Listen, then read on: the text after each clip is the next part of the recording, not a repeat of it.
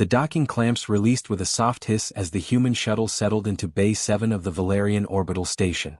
Through the reinforced viewport, Dr. Maya Chen watched the reception committee gather on the platform below. They moved like water flowing uphill, their 6 limbs carrying them in graceful arcs across the low-gravity environment. She took a slow breath and felt the familiar weight of the compression suit beneath her diplomatic uniform. Station gravity is 0.6 standard, her ship's computer announced. Recommend full restraint protocols.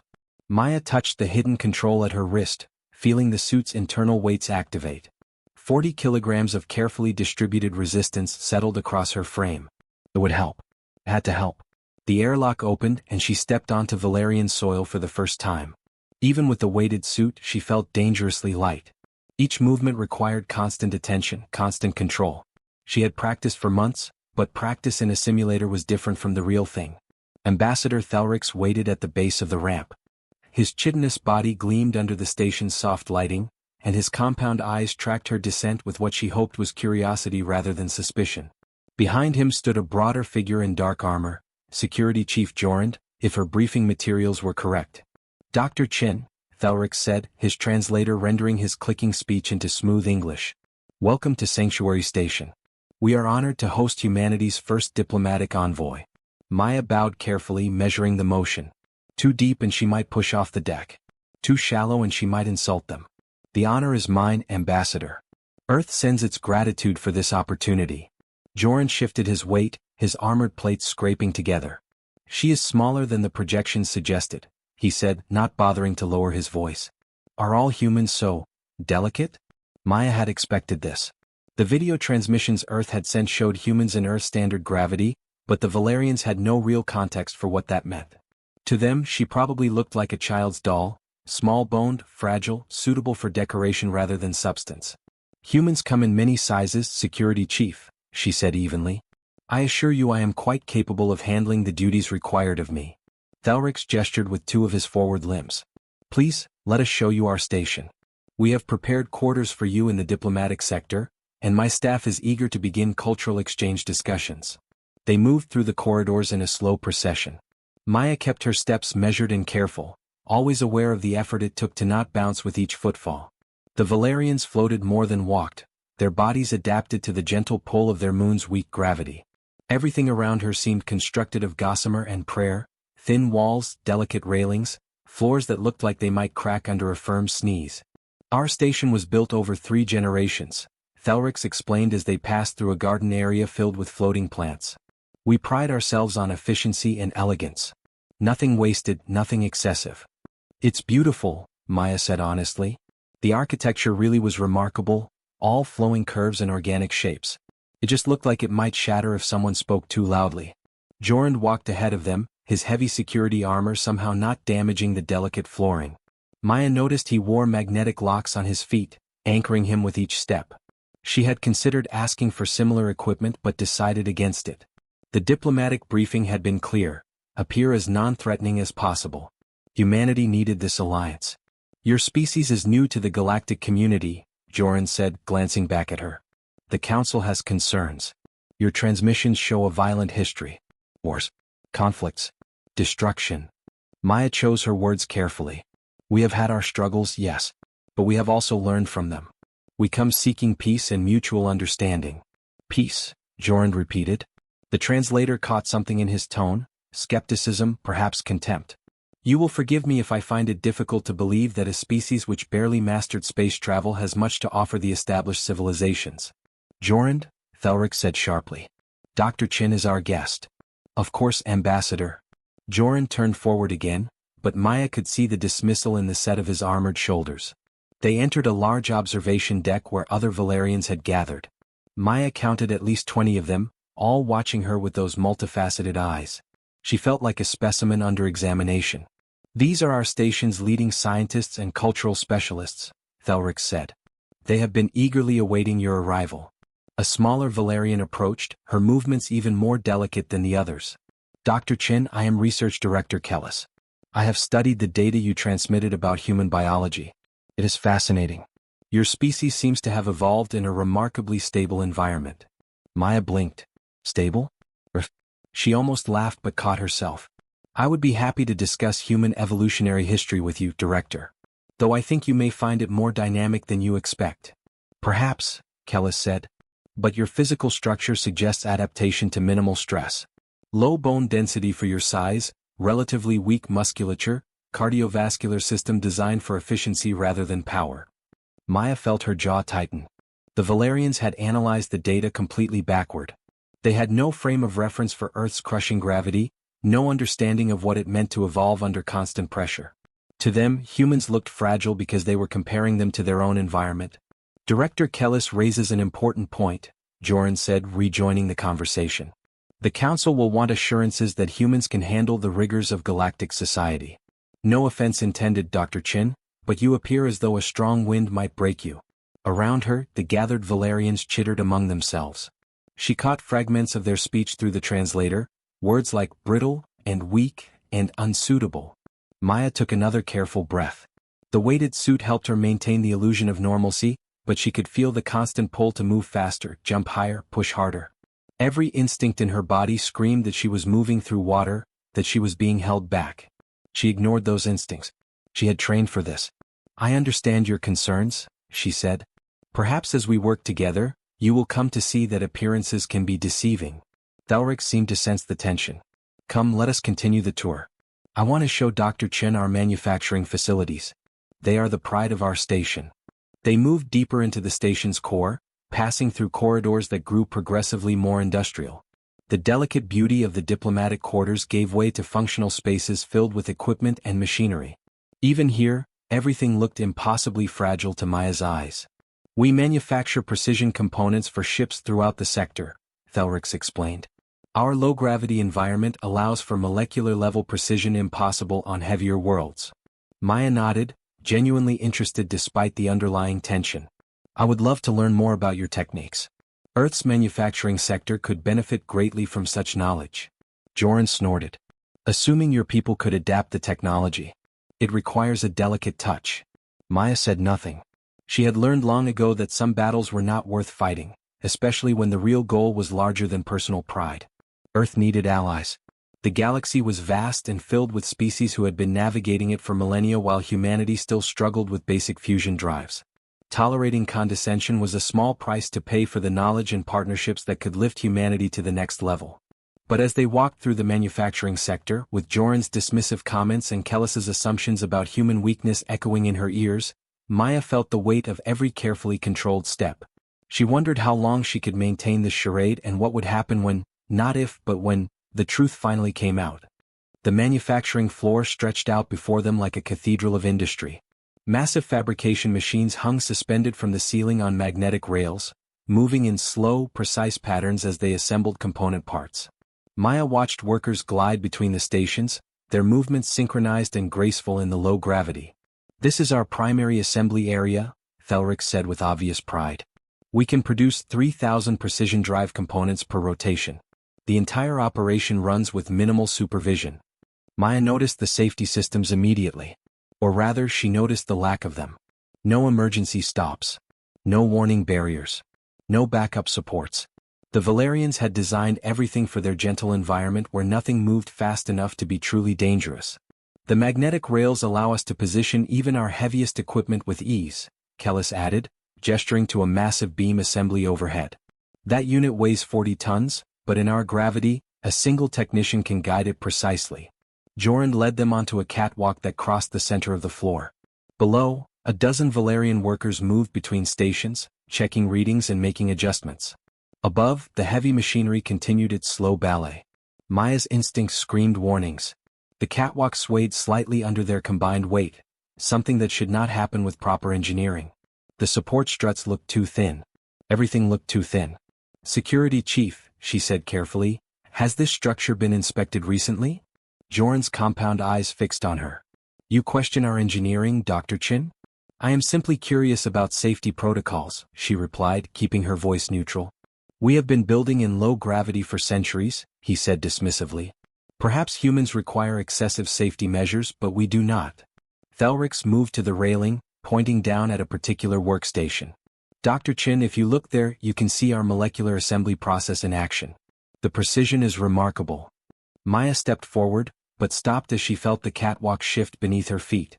It was subtle, barely noticeable, but wrong. She had spent months studying structural engineering in low-gravity environments. She knew what stable felt like. "Ambassador, I think we should." The sound came first. A sharp crack like ice breaking on a frozen lake. Maya's head snapped up, her enhanced reflexes identifying the source before her conscious mind could process it. One of the magnetic rail anchors had failed. The massive beam assembly above them was coming loose. Time seemed to slow.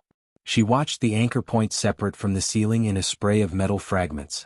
The 40-ton beam began to tilt, its magnetic suspension fighting a losing battle against momentum. Below, the Valerian workers continued their tasks, unaware of the death falling toward them. Maya's training took over.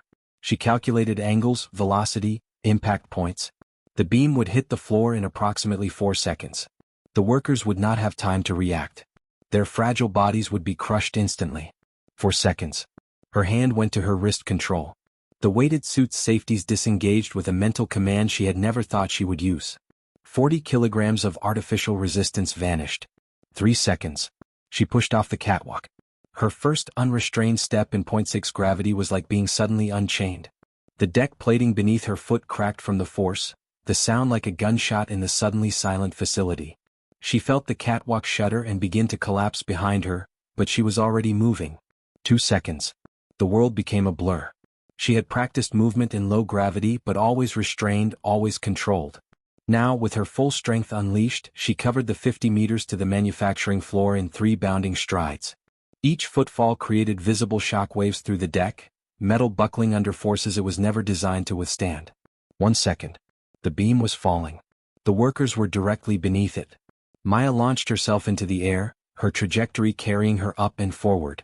She crashed into the beam mid-fall, her hands finding purchase on the smooth metal surface. 0.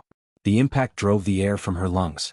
40 tons of industrial equipment tried to continue its fall, but Maya's muscles, shaped by Earth's relentless 1.0 gravity, had other ideas. She twisted in the air, redirecting the beam's momentum. Her feet hit the floor and immediately cratered through the deck plating, punching down into the sublevel below. The beam settled across her shoulders. She widened her stance, feeling the metal of the floor screech and buckle beneath her. Her legs, which had carried her across Earth's unforgiving gravity her entire life, locked into position. The beam stopped falling. Silence filled the manufacturing floor. Maya stood frozen, her muscles burning with the effort of holding several tons of equipment steady. Around her, the Valerian workers stared in absolute shock. Some had fallen to the deck when the shockwaves from her steps had knocked them off balance. Others simply stood motionless, their compound eyes wide with disbelief. "Move," Maya said through gritted teeth. Her voice came out strained but clear. "Get away from here. Now." The workers did not respond. They seemed incapable of processing what they were seeing. "I said move," Maya shouted, and the force of her voice seemed to break the spell. The Valerians scattered, gliding away from the area in panic. Maya watched them go, counting silently. When the last worker had cleared the danger zone, she began to carefully walk forward, carrying the beam with her. Each step created new craters in the deck. Metal groaned and shrieked. Warning alarms began to sound throughout the facility. She reached a support column that looked marginally stronger than the surrounding floor. With careful precision, she began to lower the beam, letting it settle against the column. Her muscles screamed in protest, not from the weight she had lifted heavier in Earth's training facilities, but from the awkward angle and the constant micro-adjustments needed to control the descent. The beam touched down with a grinding sound. Maya stepped back, finally releasing her grip. Her hands left deep impressions in the metal where her fingers had crushed the surface. She looked down at her feet. They had punched through the deck plating and into the sublevel below, creating craters nearly 30 centimeters deep. Around each impact point, the metal had buckled and warped in radiating patterns. Maya turned slowly. The catwalk she had pushed off from had collapsed entirely. The path she had taken across the floor was marked by destruction. Cracked plating, buckled support beams, and 3 distinct impact craters where her feet had propelled her forward. On the upper observation platform, Thelrix, Jorand, and Kellis stood frozen. Their compound eyes reflected the emergency lighting in 1,000 fractured images. Behind them, more Valerians had gathered, drawn by the alarms and the sound of destruction. Nobody spoke. Nobody moved. They simply stared at the small human woman standing in the wreckage of their manufacturing floor, surrounded by the evidence of impossible strength. Maya looked down at her hands. They were trembling slightly, adrenaline still flooding her system. She had broken her cover. She had revealed what humans truly were. There was no going back now.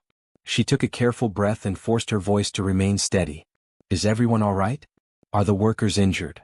Still no one answered. The silence stretched out, broken only by the wailing alarms and the groan of stressed metal.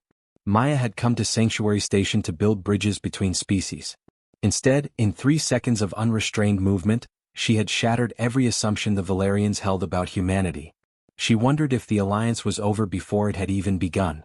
The emergency alarms finally stopped wailing, leaving behind a silence that felt heavier than the beam Maya had just caught.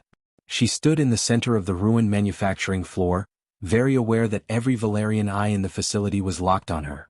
None of them had moved since she had set down the equipment. They simply stared, their compound eyes reflecting confusion and something that might have been fear. Thelrix was the first to break the silence. He descended from the observation platform using a lift system, moving with the same careful grace Maya had tried so hard to imitate. When he reached the floor, he approached her slowly as if she might suddenly explode. "Dr. Chen," he said, his translator struggling to render the clicking sounds coming from his mandibles. "I believe you owe us an explanation." Maya nodded slowly. She had known this moment would come eventually, though she had hoped it would be under more controlled circumstances. "Yes, Ambassador. I do." Joran pushed past Thelrix, his armor clanking as he moved. Up close, Maya could see that his plating was trembling slightly. "What are you?" he demanded. "Our sensors recorded your movement. You crossed 50 meters in 3 seconds. You caught a 40-ton beam. This is impossible. Our physics models say this is impossible." "Your physics models are correct," Maya said quietly.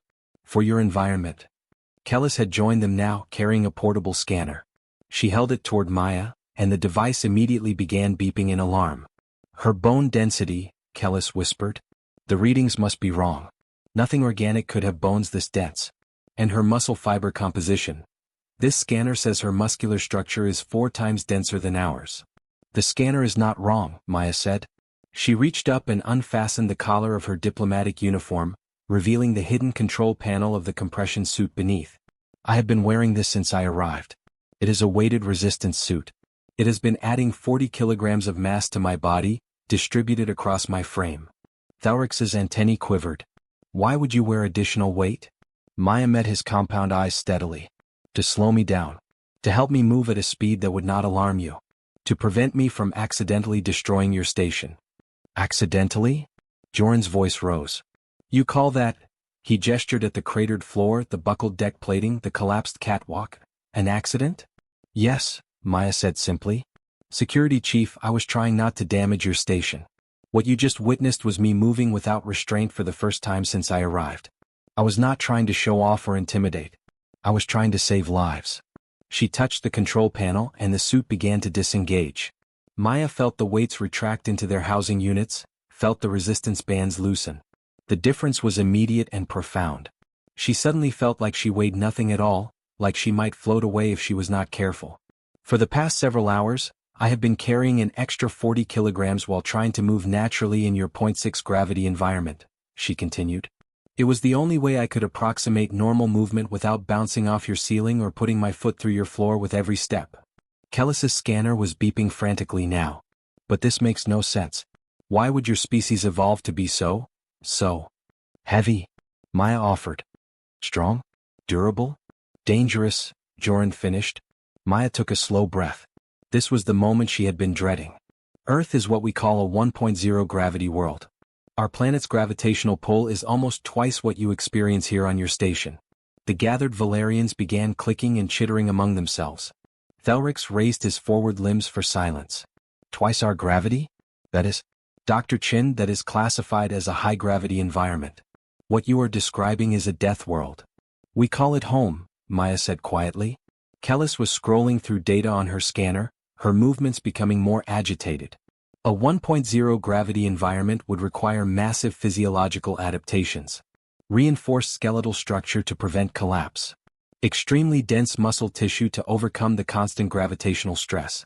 A cardiovascular system capable of pumping blood against twice the pressure we experience. She looked up at Maya with something approaching horror.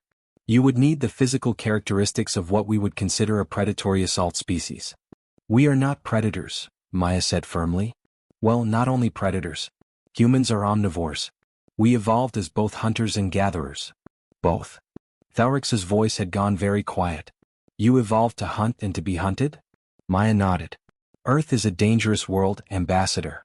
High gravity is just one of its challenges. We share our planet with creatures that hunt us, weather patterns that can kill in minutes, diseases that have shaped our evolution for millions of years. Humanity learned to survive by being adaptable, resilient, and yes, strong. Jorand had moved to examine the craters her feet had left in the deck.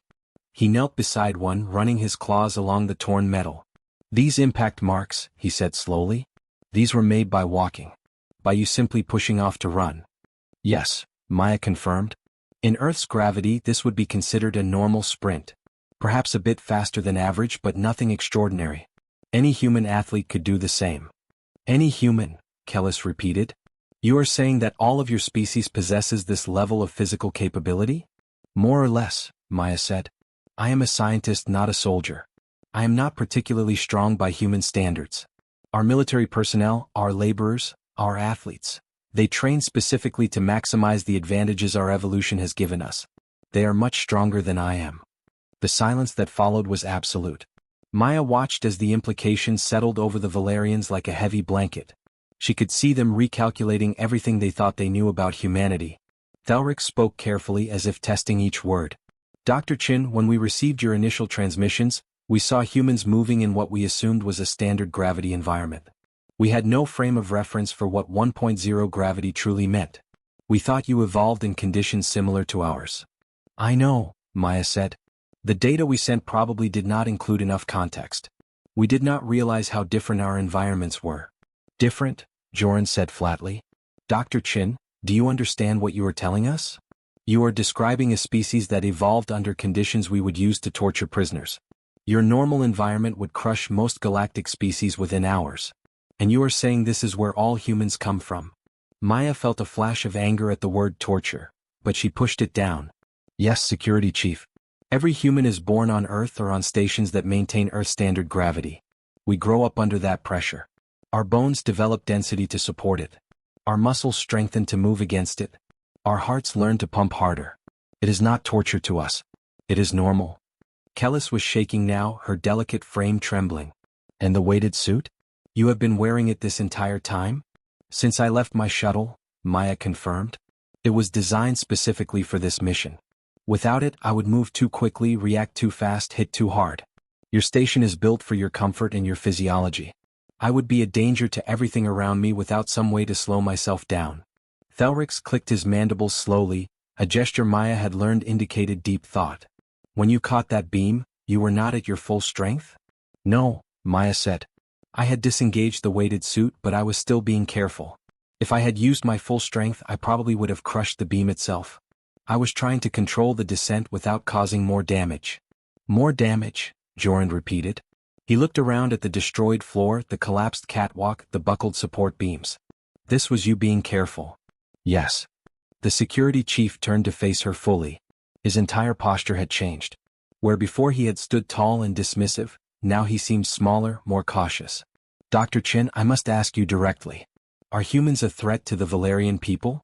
Maya met his gaze without flinching. That depends entirely on whether the Valerian people choose to be our enemies or our friends, security chief. We came here seeking alliance, not conquest. We came offering cooperation, not domination. The strength you have witnessed today, we use it to build, to protect, to help. Not to destroy. But you could destroy, Thalrix said softly. If you chose to. Maya could not deny it. Yes, Ambassador. We chose to. Just as you could choose to deny us this alliance and spread word throughout the galaxy that humans are dangerous. Just as any species with technology could choose violence over peace. She gestured at the ruined floor around her. But I did not choose to show you this strength to threaten you. I chose to reveal it to save your workers. That choice should tell you something about humanity's intentions. Thalrix was quiet for a long moment. Finally, he said, I need to consult with the council. This changes everything we thought we knew about your species. I understand, Maya said. But Ambassador, before you go, please remember one thing. I have been on your station for hours now, surrounded by structures and people that I could harm with a careless movement. I have been careful, patient, gentle. Not because I had to be, but because I chose to be. That choice, that restraint, that is also part of what makes us human. Thelrix nodded slowly and turned to leave. Jorand followed, but Kellis remained behind, her scanner still beeping softly. Dr. Chin, the scientist said quietly, thank you for saving our workers today. Whatever the council decides, please know that some of us understand what your restraint cost you. Maya smiled sadly. The hardest part was not the weight, Director. The hardest part was pretending to be something I am not. 6 hours had passed since the incident in the manufacturing sector. Maya sat alone in her assigned quarters, staring out the viewport at the stars beyond. She had expected security forces to arrive and escort her off the station. Instead, a message from Ambassador Thelrix had come requesting her presence in Cargo Bay 3. When she arrived, she found the bay had been transformed. The usual storage containers had been moved to the perimeter, creating a large open space in the center. Heavy reinforcement beams had been welded to the floor and walls. Structural supports crisscrossed the ceiling. The Valerians had clearly been busy. Thelrix stood near the entrance alongside Kellis and Jorand. Behind them, at least 30 other Valerians waited in an observation area that had been hastily constructed with additional safety barriers. Dr. Chin, Thelrix said as she approached. Thank you for coming. The council has deliberated on your revelation. Before we make our final decision regarding the alliance, they have requested a demonstration. Maya felt her stomach tighten. A demonstration of what, Ambassador? Your capabilities, Kellis said, stepping forward with her ever-present scanner. Without the weighted suit. Without restraint. The council needs to understand exactly what humanity represents. Maya looked around at the reinforced bay. You want me to show you what I can really do? Yes, Thelrix said simply. We need the truth, Dr. Chin. All of it. She nodded slowly. This was probably for the best. No more secrets, no more careful pretending. All right. But I want to be clear about something first. What you are about to see is me, a scientist who spends most of her time in laboratories. I'm not trained for combat. I'm not an athlete. I am an average human in average physical condition. Jorand's antennae twitched skeptically, but he said nothing. Maya walked to the center of the cargo bay. The floor here had been covered with thick metal plating, probably stripped from decommissioned ship hulls. She touched her uniform collar and felt the weighted suit disengage completely for the second time since her arrival. The difference was immediate and glorious. She felt like she could fly. What would you like me to demonstrate first? She asked. Kellis consulted a datapad. Running speed. There is a clear path of 100 meters marked on the floor. Please traverse it at what you would consider a normal running pace. Maya stretched briefly, feeling her muscles respond with eager enthusiasm to the low gravity. She positioned herself at the starting line and took a breath. Ready when you are.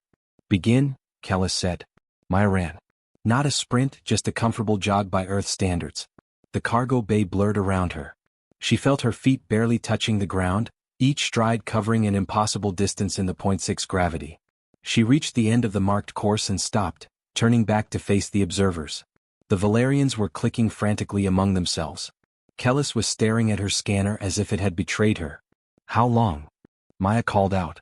2.3 seconds, Kellis said, her voice faint. You covered 100 meters in 2.3 seconds. That was jogging, Maya said. If I actually sprinted, it would be faster. But I was worried about putting holes in your reinforced floor. Thelrix had moved to the safety barrier, gripping it with several limbs. What else can you show us? Maya looked around and spotted a stack of cargo containers against the wall. Each one was labeled with its mass, 5 tons per container. She walked over and examined them briefly, then positioned herself beneath the bottom container. This will be a simple lift, she explained. Nothing fancy. She bent her knees, placed her hands under the container's edge and straightened her legs. The 5-ton box rose smoothly into the air. Maya held it above her head for a moment, then carefully lowered it back down. In Earth's gravity this would be more difficult, she said. But here with the reduced weight it is manageable. A trained human weightlifter could lift perhaps 3 or 4 times this much in your environment. 3 or 4 times, Jorand repeated. His voice had lost all its earlier contempt. Now he just sounded stunned. What about jumping? Kellis asked. How high can you jump? Maya considered the cargo bay's ceiling. It was perhaps 15 meters high. I would rather not find out by hitting my head on the ceiling, she said. But I can demonstrate. She crouched and jumped, not putting full effort into it, just enough to make the point. She rose 3 meters into the air, hung there for a moment that felt wonderfully free, then descended slowly in the gentle gravity. When her feet touched down, she looked at the observers. Many of them had moved back from the barriers. On Earth, I could jump perhaps half a meter high, she said. Here, the reduced gravity makes everything easier. But understand, I am still controlling myself. I'm still being careful. If I jumped with full force, I would definitely hit the ceiling. Thelrix descended from the observation area, moving slowly as if approaching something dangerous. Dr. Chen, you said you are average by human standards. What would someone trained for physical performance be capable of? Maya thought about the soldiers she had seen training on Earth, the athletes competing in the zero-gravity Olympics, the construction workers who built orbital platforms in even lower gravity than this. Ambassador, are soldiers trained to run for hours without stopping, to carry their own body weight and equipment, to operate in hostile environments that would kill most species? Our athletes push the limits of human performance in every discipline: speed, strength, endurance, precision. Our laborers work in conditions that require constant physical effort. She walked to the wall and placed her hand against it. The metal was cool under her palm. Everything I have shown you today, I did while thinking about not damaging your station. Every movement was calculated, controlled, restrained. This is not natural for me. On Earth, I do not have to think about how hard I step or how fast I move or how much pressure I use when I touch something. Here, every single action requires conscious effort. Kellis approached cautiously, her scanner extended. May I show them something, Dr. Chin? Of course. The scientist activated a holographic display that showed security footage from earlier in the day. Maya recognized it immediately. It was her arrival, her walk through the corridors during the diplomatic tour. Watch her feet, Kellis said to the assembled Valerians. I have slowed the footage down and enhanced it. The hologram showed Maya's careful steps in extreme detail. Each time her foot touched the ground, there was a brief moment where the deck plating flexed slightly. Her toes gripped the floor, her muscles tensed, and then she lifted her foot with precise control. See how she places each step? Kellis continued. The force is distributed perfectly to avoid damage. The angle is calculated to prevent her from bouncing. The speed is modulated to appear natural. The scientist looked at Maya with something approaching awe. Every step she took was a choice. Every movement was actively controlled. Joran was staring at the footage with his compound eyes wide. And the weighted suit was adding 40 kilograms? Yes, Maya confirmed. Distributed across my body to help me move more naturally in your environment. The security chief turned to her. Dr. Chin, I must ask. When you were walking beside me during the tour, if you had chosen to move at your natural speed, what would have happened? Maya considered lying to soften the truth, but decided against it. I would have covered the distance between us faster than you could perceive, security chief. In your gravity without weights, my normal walking pace would seem like a blur to you. The cargo bay fell silent again. Maya could see the Valerians processing this information, their minds working to comprehend the reality of what humanity represented. Finally, Thelrix spoke. Dr. Chin, I must ask you something and I need you to answer honestly. Why did humanity not simply take what it wanted from the galaxy? Your species could conquer most worlds without resistance. Why seek alliance at all? Maya met his gaze steadily. Because strength without wisdom is just violence, Ambassador. Because we learned through our own bloody history that cooperation achieves more than conquest. Because we want to be part of something larger than ourselves, not rulers over others. She gestured at the reinforced cargo bay around them. Yes, we are strong. Yes, we are durable. Yes, we evolved in conditions you would consider lethal. But we also evolved to value community, to prize intelligence, to seek understanding. We built civilization not because we were strong, but because we chose to use that strength to protect rather than destroy. She walked slowly back to the center of the bay. Every moment I have spent on this station, I have chosen restraint. That choice defines humanity more than our strength ever could. Thelrix was quiet for a long time. Then he clicked his mandibles and what Maya had learned was a gesture of respect. The council will make their decision soon, Dr. Chin. But I want you to know that I will be recommending we accept the alliance. Not despite what you have shown us today but because of it. The council chambers were located in the highest section of Sanctuary Station, with transparent walls that looked out into the vast darkness of space. Maya sat across from 7 Valerian council members, with Ambassador Thelrix at the head of the curved table. The past 12 hours had been spent in discussion, debate and careful negotiation. Now they were finally approaching a conclusion. Elder Sorthen, the council's senior member, spoke first. His translator rendered his clicks into formal, measured tones. Dr. Chin, the council has reviewed all the data from your demonstration. We have analyzed the footage of the manufacturing incident. We have consulted with our scientists, our military advisors, and our cultural experts. We are prepared to make our proposal. Maya nodded, keeping her posture relaxed and open despite the tension she felt. She had put her weighted suit back on for this meeting, returning to the careful, controlled movements the Valerians had first witnessed. It seemed appropriate somehow, a reminder that she chose to meet them on their terms. We wish to propose a defensive alliance, Sorthen continued. The galaxy is not always a peaceful place. There are species that value strength above all else, that see weaker civilizations as opportunities for exploitation. With humanity as our ally, the Valerian people would gain protection against such threats. Jorand, who had been granted a seat at the table after his security report, added, "Our military simulations suggest that even a small number of human soldiers could defend our worlds against any conventional attack. Your physical capabilities would make you the most effective protectors in known space." Maya had expected this. It was logical from their perspective. Find the strongest species available and secure their protection. But it was not what she had come here to achieve. Elder Sorthen, Security Chief Jorand, "I appreciate your proposal," she said carefully. "But I must respectfully decline those terms." The Valerians began clicking among themselves, their agitation clear. Thelrix raised his forward limbs for quiet. "Dr. Chin, perhaps you misunderstood. We are offering alliance, not subservience. We would compensate humanity generously for protection." "I understood perfectly, Ambassador," Maya said. "And that is precisely the problem. You are proposing that humanity serve as your military force in exchange for payment. That is not an alliance between equals. That is a protection contract." Kellis, who sat as the council's scientific advisor, tilted her head. "But Dr. Chin, we have nothing to offer that matches your physical capabilities. The relationship would naturally be asymmetric." Maya leaned forward slightly. "Director Kellis, do you remember what you told me when we first met? You said your low-gravity environment allows for molecular-level precision impossible on heavier worlds. You manufacture components that we cannot create on Earth. That is valuable." She turned to address the full council. "Elder Sorthen, your species has been navigating space for centuries while humanity is barely beginning our journey beyond our own solar system. Your knowledge of galactic politics, trade routes, and diplomatic protocols is invaluable. Your engineering techniques, your cultural achievements, your scientific discoveries, these are treasures that humanity desperately needs.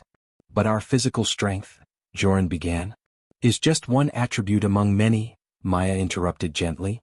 "Security Chief, may I tell you why I became a scientist instead of a soldier?" Jorand's antennae quivered with curiosity. "Please." Maya settled back in her chair, choosing her words carefully. "When I was young, I was recruited for military training. The instructors saw my test scores and wanted me for their special operations program. I would have been good at it. I am fast, strong, resilient. I could have spent my life as a weapon." She paused, looking out at the stars beyond the transparent walls. "But I chose differently. I chose to study xenobiology because I wanted to understand other species, not fight them. I chose to become a diplomat because I believed that communication could achieve what violence never could. I chose science over strength." "That choice must have been difficult," Thelrix said quietly. "Not really," Maya replied. "Because I grew up in a culture that values knowledge as much as power. On Earth, our greatest heroes are not always our strongest warriors. We celebrate scientists who cure diseases, teachers who shape young minds, artists who inspire souls, engineers who build bridges between communities. We honor the choice to heal rather than harm." She stood slowly, moving to the transparent wall. In the reflection, she could see the Valerians watching her. "Every human makes similar choices every day," she continued. "We could use our strength to take what we want from those weaker than us. But we choose not to. We could dominate other species, could claim resources by force, could build an empire on intimidation. But we choose differently." Maya turned back to face the council. "That is what I want you to understand. Human gentleness is not a weakness or a limitation. It is a conscious choice. It is a cultural value that we have fought for, died for, and built our entire civilization upon. We are strong, yes. But our true strength lies in choosing when and how to use that power." Elder Sorthen was quiet for a long moment. "What are you proposing instead, Dr. Chin?" A true alliance, Maya said. An equal partnership where both species contribute what they do best. You teach us your manufacturing techniques and we share our engineering knowledge. You guide us through galactic politics, and we offer our perspective on problem solving. Yes, if your people face a threat, humanity would stand with you. But not as hired protectors, as friends who defend each other. And if we face a threat? Kellis asked. Would the Valerians be expected to fight alongside you despite our physical limitations? Maya smiled. Director, I would never ask you to fight the way humans fight. But your minds, your technology, your knowledge, those are weapons more powerful than any muscle. In a true alliance, each partner contributes what they can, not what someone else demands. Joran spoke up, his tone thoughtful. Dr. Chin, I must confess something. When you first arrived, I believed humans were weak and unsuitable for galactic society. I was wrong, but not in the way I expected. You are not weak, you are extraordinarily strong. But you are also right that true strength lies in restraint. He stood and moved closer to Maya. I watched the security footage again last night. Not the demonstration in the cargo bay, but the simple recordings of you walking through our corridors. Every step you took was careful. Every movement was controlled. You could have destroyed our station at any moment, but you chose to protect it instead. The security chief turned to face the council. Elder Swordhen, I recommend we accept Dr. Chen's proposal for equal alliance. A species that chooses gentleness despite possessing such power is exactly the kind of ally we should seek. The council members clicked among themselves, their discussion rapid and intense. Finally, Elder Swordhen spoke. Dr. Chen, the council accepts your terms. We will establish an alliance between equals, based on mutual respect and shared benefit. Thelrix produced a data pad with the treaty documents already prepared. We took the liberty of drafting an agreement based on your earlier suggestions. Please review and let us know if any changes are needed. Maya read through the document carefully. It outlined exchange programs for scientists and engineers, established joint research initiatives, created cultural exchange opportunities, and yes, included mutual defense agreements, but framed as partners protecting each other, not as a protection service. This is exactly right, she said, unable to keep the relief from her voice. Where do I sign? The signing ceremony was brief but meaningful. Each council member applied their seal to the digital document, followed by Maya's own signature.